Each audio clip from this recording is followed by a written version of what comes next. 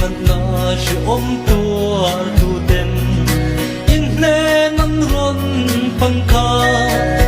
na lệ đắm na ipe rất tuan na lệ đắm na ôi su tuy nung lùi mi Calvary tuy nung chu thế tuy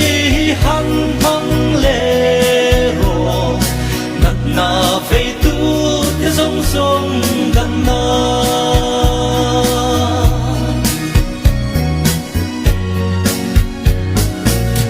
na khô về li phân lại kha in nê na ta đắm na vì tên ăn lâu chân trên kha tu na po chân cần tu về ôi su tuy nung lùi ni Calvary tuy nung chu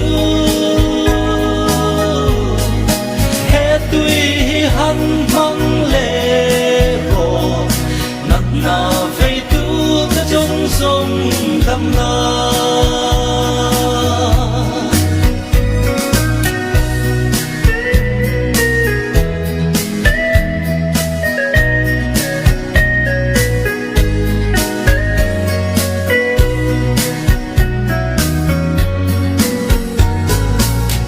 hello bin ron pan thuai ro i suan ne na dam la chu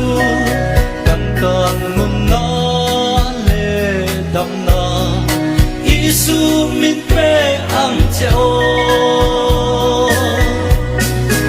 oi su tui nung lui mi Calvary tui nung chu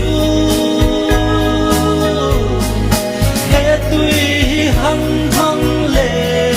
ro nát na về tu cái dòng sông đắm na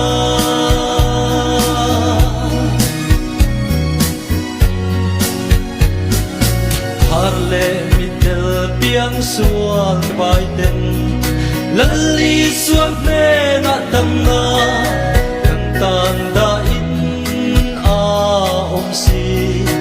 ipan se lang dam na chu ôi su tuy nung lùi ni Calvary tuy nung chu hết tuy hăng hăng lệ ro nát na về tu cái dòng sông đắm na